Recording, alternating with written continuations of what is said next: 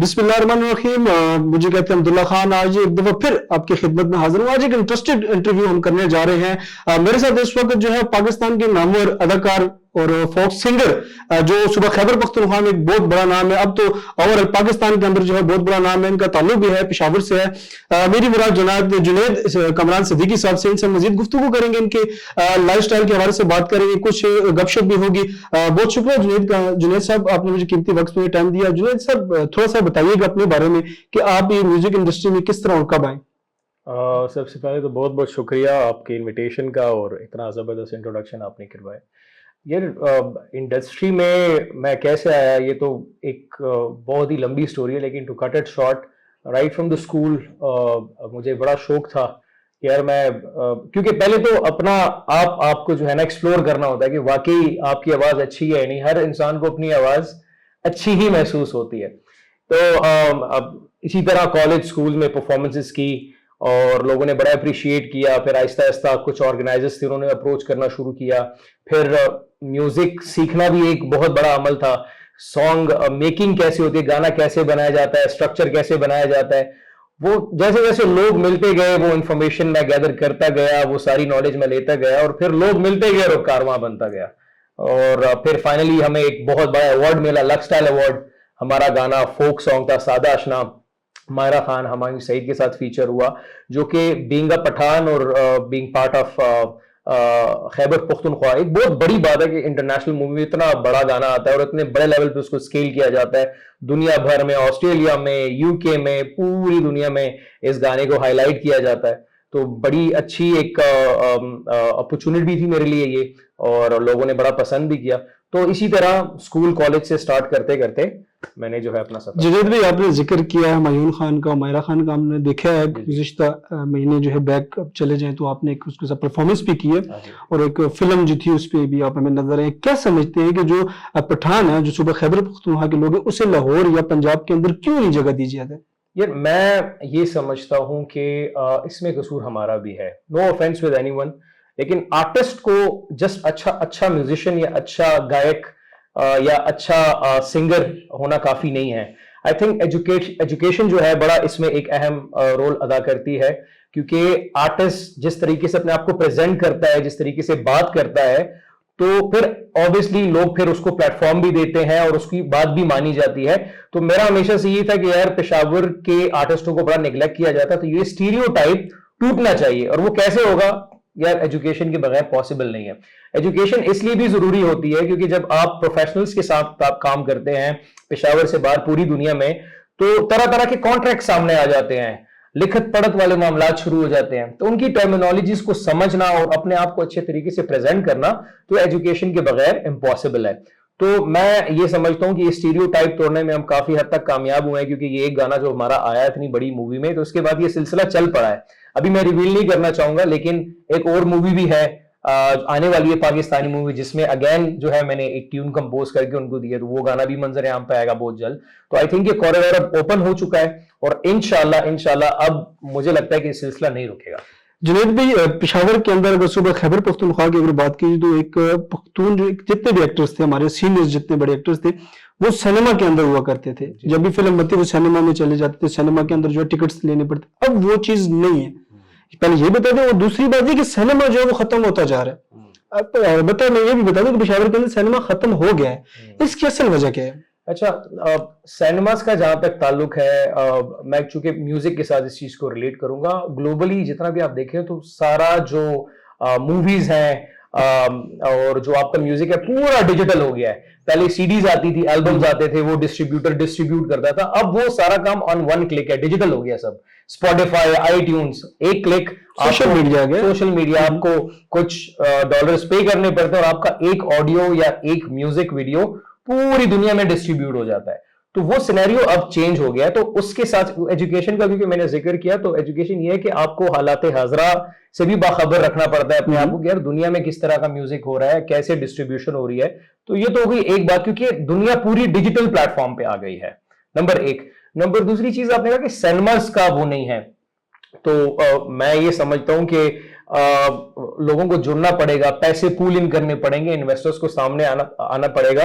यार ये भी प्रॉपर एक फील्ड है। देखें, अगर हम इंडिया की या बॉलीवुड की बात करते हैं तो बड़ा अच्छा खासा रेवेन्यू जनरेट करके अपनी गवर्नमेंट को काफी मतलब बिलियंस ऑफ अमाउंट में टैक्स देते हैं। लेकिन इंडिया वाले जो ज्यादातर पाकिस्तान के जो करेक्टर्स हैं, जिस तरह धर्मेंद्र की हम बात कर लें तो उस टाइम आप देख लें कहां जा रहे हैं। तो देखें, ये अब एक थोड़ी सी सेंसिटिव टॉपिक पे बात करेंगे हम। हमारी एक मूवी बनी थी, नाम मैं ले लूंगा, मूवी का नाम था मालिक।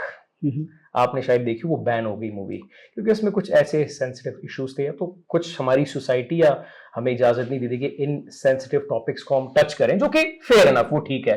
तो और दूसरी चीज ये कि इंडिया जो है काफी रिसर्च कर रहा है हमारी चीजों पे और पैसा इन्वेस्ट कर रहा है, बड़ी प्रोफेशनल एक फील्ड है। अब जहां तक कि मैं तो केपीके के हवाले से बात करूंगा, मैं तो लोगों को मोटिवेट कर रहा हूं कि भाई आओ, ये प्रॉपर एक फील्ड है। मैं अभी कुछ इन्वेस्टर्स हजरात थे, मैं अभी रिवील नहीं करना चाहूंगा, लेकिन वो ये चाह रहे थे कि यार इधर मल्टीप्लेक्स आना चाहिए पेशावर के अंदर। तो मैंने कहा बिल्कुल जी, जितनी हेल्प मुझसे हो सकती है, जितना लिमिटेड नॉलेज मेरा है, तो मैं आपको हेल्प आउट कर सकता हूं। यहाँ पे 1 साल या 2 साल के अंदर हम मल्टीप्लेक्स बना के इसका एक ग्रैंड लेवल का इनॉग्रेशन कर सकते हैं। तो अब आहिस्ता आहिस्ता चेंज आएगा, आई बिलीव, लेकिन वो एकदम से चेंज हम नहीं एक्सपेक्ट कर सकते, क्योंकि अब मैं 10 लोगों को मोटिवेट करूंगा, वो 10 लोग आगे 100 लोगों को मोटिवेट करेंगे, इसमें टाइम लगेगा। हमारी जिंदगी में इसके बाद चेंज आएगा और मुझे नजर आ रहा है वो चेंज, क्योंकि आई एम द फर्स्ट वन। देखें, किसी ने ये तस्वुर भी नहीं किया होगा कि इतनी बड़ी स्टार कास्ट को मैं पेशावर बुलाऊंगा। इसी तरह हमायूं भाई के साथ सेट के ऊपर ही, मैं सादा अशनागा जब हम शूट कर रहे थे, फ्रेयर हॉल कराची में सेट लगा हुआ था, मैंने कहा हमायूं भाई इस गाने को पेशावर में लॉन्च करना चाहिए। तो उन्होंने सोचा फॉर अ सेकंड और मुझे कहा कि यार भाई बिल्कुल बात तो आप ठीक करें। मैंने कहा देखिए, इससे फिल्म को भी फायदा होगा, हमारी कम्युनिटी भी आपको बड़ा प्यार देगी। तो जब हमायूं भाई आए, सादा अशना का ग्रैंड लॉन्च हमने पेशावर में किया, इसी तरह 5-6 हजार बंदा विटनेस करने के लिए आए मोमेंट। यार इतना प्यार समेट के गए हैं हमायूं भाई, और वो अभी भी मुझे बड़े अच्छे लफ्जों में रिगार्ड करते हैं, बड़ी अच्छी दोस्ती है, भाई हैं। तो चेंज आएगा, आहिस्ता आहिस्ता चेंज आएगा। मैं चाहता हूं कि इंडस्ट्री का कयाम भी हो, वो तब होगा कि आप जैसे हमारे जैसे लोग इसको एज अ प्रॉपर फील्ड लें, इसमें पैसा पूल इन करें, इससे लोगों का रोजगार भी बढ़ेगा। अब देखिए, हर तीसरा कैमरामैन, ये जो भी फ्रीलांस करने वाला मीडिया से रिलेटेड है, वो कहने का मकसद जब्बू हाली का शिकार है। वो क्यों? क्योंकि हम पीछे हम इन्वेस्ट नहीं कर रहे। अब मैंने, जिस तरह मैं ऑफ द रिकॉर्ड बता रहा था आपको कि मैंने अभी रिसेंट एक गाना था जो कि हिंदको लैंग्वेज का गाना, नवाजिश भट्ट, बिल्कुल इफ्तिखार कैसर साहब हमारा पेशावर का एक जाना माना नाम है, अल्लाह उनको गरी की रहमत करे। उनका एक लिखा हुआ मजाइया मुकालमा, उसको मैंने रिक्रिएट करके मैं गया जी, मैंने उसकी शूट की एवरन्यू स्टूडियो में, जहां पे बड़ी बड़ी मूवीज या कमर्शियल शूट होते हैं। वो किस लिए किया? उसके साथ उस सेट के ऊपर 60-70 बंदा मेरा साथ जुड़ गया, उनका भी रोजगार है। तो मैं तो इस तरह समझता हूं और मैं मोटिवेट करने को तैयार हूं, मैं करता रहूंगा लोगों को वक्तन फवक्तन। जुनैद भाई, ये भी बताइएगा कि जो आप गाने सॉन्ग्स जो आप गाते हैं, ये खुद भी लिखते हैं, सिर्फ गाते ही हैं?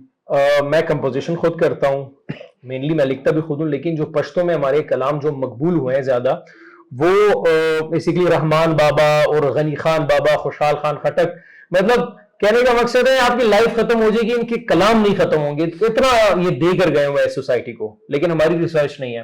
तो ये आइडिया बेसिकली मेरे माइंड में हमेशा से था कि यार हम वो पुरानी शायरी को रिवाइव करेंगे ना, मॉडर्न स्टाइल, क्योंकि अभी जेन जी है या अल्फा है या इसके बाद जो जनरेशन है, वो बड़ा एडवांस म्यूजिक सुन रहे हैं, चाहे वो पठान हो या पंजाबी बोलने वाले हो, हिंदको बोलने वाले हो, बड़ा एडवांस म्यूजिक सुनने वाले हैं। तो मेरी कामयाबी का या मेरे गाने जितने मकबूल हुए, उसका एक वजह यह भी है कि मैंने पुरानी शायरी रिवाइव की है ना, मॉडर्न स्टाइल, तो यूथ उसके साथ कनेक्ट हो गई। तो in a short span of time आप कह सकते हैं 6-7 साल के अंदर अंदर अल्लाह पाक ने मुझे फिर बहुत।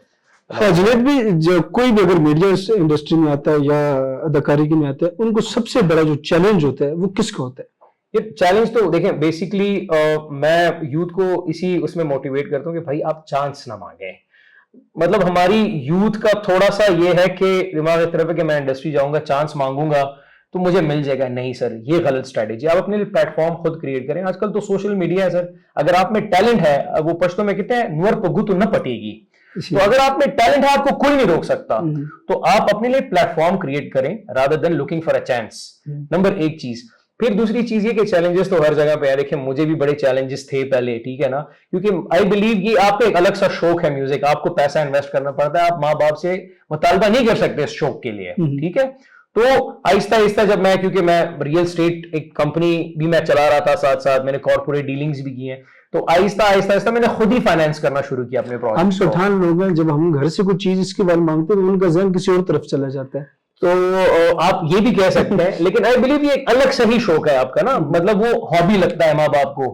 फिर आहिस्ता आहिस्ता जब फैमिली ने देखा कि यार नहीं ठीक है, he is good into music और इसको लोग भी पसंद कर रहे हैं, तो फिर शुरू में रिस्ट्रिक्शंस की भी मैं बात करूं तो शुरू में होती है, मेरी वालदा थोड़ा सा हिचकिचाती थी कि यार ये म्यूजिक कर रहा है, मैं कैसे बताऊंगी लोगों को ये वो, लेकिन अब अल्हम्दुलिल्लाह I am the most wanted person in my whole family, क्योंकि मैंने मतलब एक तरीके से अपने केपीके को मैंने इज्जत दिलवाई है, मैंने इतने बड़े लेवल के ऊपर अपने आप को प्रेजेंट किया, अपने लोगों को प्रेजेंट किया। और जब मजे की बात, जब मुझे ये अवार्ड मिल रहा था तो मैंने पश्तो में स्पीच की अपने पठान लोगों के, जिन्होंने मुझे वोट किया था भाइयों के लिए।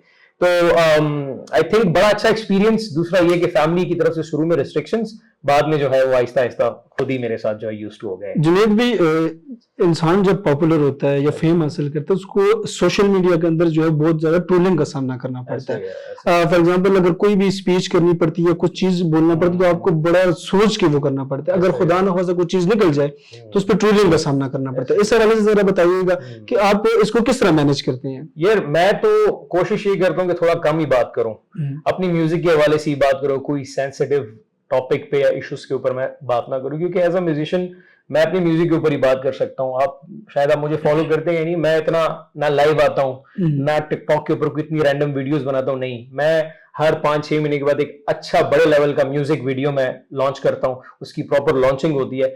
तो मैं वो अलग से ही मैं फिर भी बन जाती हैं कंट्रोवर्सीज, राइट? मतलब अगर 90% लोग आपको पसंद कर रहे हैं, 10% फिर भी आ जाते हैं आपको ट्रोल करने के लिए, तो उसको बस हैप्पीली वो जो फीडबैक होता है उनको अपने सीने के ऊपर लेना पड़ता है भाई। हाँ, we can not do anything. थोड़ा सा हम चले जाते हैं टिकटॉक के ऊपर। आपने जिक्र टिकटॉक का किया, आजकल आप देख रहे हैं कि फीमेल जो हल्की फुल्की टिकटॉक करते हैं, थोड़ा सा फेम हासिल करके वो चले जाते हैं म्यूजिक इंडस्ट्री में। क्या समझते हैं जो रियल लोग हैं, जिस तरह आप जैसे लोग हैं, जहांगीर खान की दरबार, इस तरह जो बड़े लोग हैं, बड़े नाम है, उनको कोई मुश्किलात होती है या उन मुतासर होते हैं? इस वाले से ये मुश्किलात तो देखे नहीं होती, क्योंकि जिस तरह मैंने कहा अगर आप में टैलेंट है तो आपको कोई नहीं रोक सकता। दूसरी चीज ये है कि हाँ जरूर थोड़ा सा मुझे उस पर ताज्जुब होता है। वो क्यों कि एक आर्टिस्ट है यार 10-12 साल मेहनत करके यार उसने एक अपना मकाम बनाया है, आउट ऑफ नोवेयर कोई ऐसी चीज आ गई सोशल मीडिया के ऊपर, रातों रात वो फेम हो गया, तो आई थिंक ये ज्यादती भी है एक तो, ठीक है ना? अब जैसे देखिए इंडिया में टिकटॉक बैन है, आपको पता होगा इस बात का। टिकटॉक इसलिए बैन है क्योंकि वो उनको पता है कि यार हमारी जो मेन इंडस्ट्री है उस पर इतना पैसा इन्वेस्ट हो रहा है, वो तो कहीं नहीं रह जाएंगे ना। तो ये चीज है, तो मुझे ऐसा लगता है कि ये ठीक नहीं है। अगर आपको म्यूजिशियन बनना है या आपको अच्छा स्पोक्स पर्सन मोटिवेशन इसमें, तो प्रॉपर आप एक अपनी मेहनत करो, आप लोगों से मिलो, आप अपने बलबूते के ऊपर आओ, तो तब मैं मानूंगा ठीक है। लेकिन ये जो शॉर्टकट्स है ना, अगर लेट से एक रात में कोई वायरल हो गया तो कहने का मतलब फेड आउट भी हो जाएगा। के अंदर जो है अगर रात को वीडियो अपलोड करते हैं, सुबह उसको फेम मिलती है, तो अगले दिन वो गाने में होते हैं। तो लेकिन वो आई बिलीव वो एक शॉर्ट स्पैन ऑफ टाइम के लिए होता है, क्योंकि देखिए मैं आपको बड़े मजे का एक वाकया सुनाता हूँ। शुरू में जब मैं गाने बना रहा था, मैंने बाबा बुल्ले शाह के कलाम और काफी ऐसे, तो मेरे गाना मेरा वायरल नहीं हो रहे थे, मेरा म्यूजिक मकबूल नहीं हो रहा था, तो मैं सोचता था अल्लाह पाक की क्या हो रहा है, मैं म्यूजिक छोड़ दूं, क्या करूं? मैं बड़े बड़े कॉम्पिटिशन्स में गया, Pepsi battle of the band, ये वो। फिर जब मुझे आहिस्ता आहिस्ता पजीराई मिलने लगी ना, तो मुझे अल्लाह की मसलियत समझ आई। सर उसमें वो मसलियत ये थी ना कि अल्लाह ने मुझे टुकड़ों टुकड़ों में थोड़ी थोड़ी करके कामयाबी नसीब फरमाई। क्यों? क्योंकि मेरी आंखें यहाँ ना लग जाए, मुझ में तकब्बुर ना आ जाए। अगर मैं रातों रात मेरा म्यूजिक भी फेमस हो जाता, मुझे लोग इज्जत देने लगते, तो इस बात में 90% अंदेशा ये था कि मुझ में गरूर आ जाता सर। तो अब जाके मुझे अल्लाह की मसलियत समझ आती कि अल्लाह पाक ने मुझे लंबी रेस का घोड़ा बनाना था, इसलिए आहिस्ता आहिस्ता मेरे प्रोजेक्ट्स में बरकत आती गई, लोग मिलते गए, कारवां बनता गया, और आगे भी इंशाल्लाह भी देखें कितने प्रोजेक्ट्स हैं मेरे पास, हम कर रहे हैं। तो आई बिलीव मैं बहुत शुक्र अदा करूंगा अल्लाह का कि मुझे एक रात में अल्लाह ने कामयाबी नहीं दी। I have came through a long way, 9-10-12 साल लगे सर मुझे। जुनैद भी थोड़ा सा चले जाते हैं, जिस तरह तालिबान की तरफ से कहा गया था कि एबटाबाद के अंदर जो है वो, एबटाबाद के अलावा पेशावर नौशहरा के अंदर भी उन्होंने जिक्र किया, लेकिन इस टाइम आप एबटाबाद के अंदर मौजूद, उन्होंने कहा जी हमने ड्रोन हमला कर दिया, ये हो गया, बला बला। आप इस वक्त एबटाबाद के अंदर मौजूद है, आपने यहाँ पर खुद अफ्तारी की, आप इस हवाले से जरा बताइएगा, क्योंकि आजकल जंगबंदी भी चल रही है। मैं आज एबटाबाद आया हूँ, अफ्तार दस्तरखान का एहतमाम था, तो रोजमर्रा के मामलात वैसे ही चल रहे हैं, कुछ भी नहीं ऐसी चीज। और फिर अगर कुछ होता भी है खुदा ना खास्ता, तो हमारी आर्म फोर्सेस हैं, हम इतना यकीन है हमें कि वो उनको मुंह तो जवाब दे सकते हैं, तो हमें घबराने की कोई जरूरत नहीं है। हम खड़े हैं अपनी फौज के साथ और फौज हमारे साथ खड़ी हुई है, तो इस चीज का हमें बिलीव है। और बाकी रोजमर्रा के मामला पेशावर में भी चल रहे हैं, पूरे पाकिस्तान में चल रहे हैं। इसी तरह आखिरी सवाल करते हैं कि आप आपके दिल के करीब जो गाना है जी जी। वो जरा सा बता दें कि कौन सा, या जिस पे आपने ज्यादा मेहनत की हो, कि आपके आने के इस पे मैंने बड़ी मेहनत की है, बड़ी थकावट उस पे आपने देखी, वो जरा सा हमें बता दें।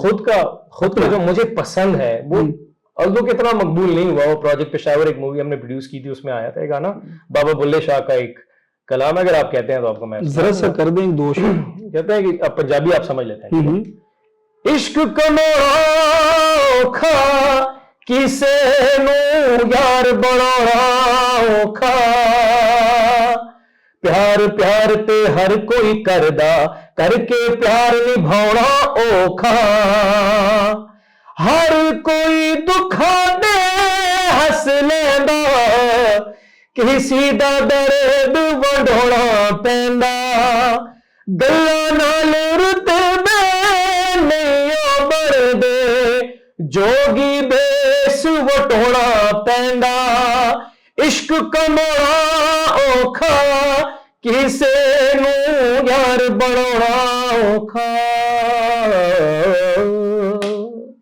अपने फैंस के लिए क्या कहेंगे? यार अपने फैंस के लिए मैं, या अपने दोस्तों के लिए जो मुझे फॉलो करते हैं, उनको यही कहूंगा कि जाम वॉइस प्राइवेट लिमिटेड, चूंकि हमारी कंपनी भी है, मेरा बैंड भी है, हमारा प्लेटफॉर्म आप लोगों के लिए हाजिर है। आप लोगों को सॉन्ग मेकिंग में, सॉन्ग रिकॉर्डिंग में, स्पॉन्सरशिप में किसी किस्म की हेल्प की जरूरत है, बीइंग अ म्यूजिशियन मैं आपके किसी काम आ सकता हूँ, आई एम देयर। हम इस मिशन पे हैं कि हम पेशावर की, अपने केपी की इंडस्ट्री को और बड़ा बनाएं, इंटरनेशनल आर्टिस्ट आए, यहाँ पे कॉरिडोर ओपन हो, तो उसके लिए जितना भी होगा, ये जो यंगर लॉट हमें फॉलो कर दिए, so I am there for you. और एक और मैसेज मैं देना चाहूंगा, जिसका मैंने अपनी गुफ्तगू के आगाज में कहा कि आप अपने लिए प्लेटफॉर्म क्रिएट करें rather than looking for a chance. तो प्लेटफॉर्म आप जब क्रिएट करेंगे, अपनी वैल्यू आप क्रिएट करेंगे ना, तो खुद लोग अट्रैक्ट होना शुरू हो जाएंगे। Thank you. बहुत शुक्रिया। ये थे जुनेद कमान सिद्दीकी साहब, जो इस टाइम जो है पाकिस्तान के अंदर जो है इनका बहुत बड़ा नाम है, और पेशावर से इनका ताल्लुक था, जिस तरह मैंने शुरू में आपको बताया है। और इनसे हमने कुछ तल्ख सवालात भी किए, कोई गपशप भी की, इंडस्ट्री के हवाले से भी इनसे हमने बात की, बड़े खुल के इन्होंने जो है वो इन्होंने जिक्र भी किया और बड़ी तफसील से इन्होंने बात की है। तो अगले प्रोग्राम तक मुझे दीजिए इजाजत। अल्लाह हाफिज।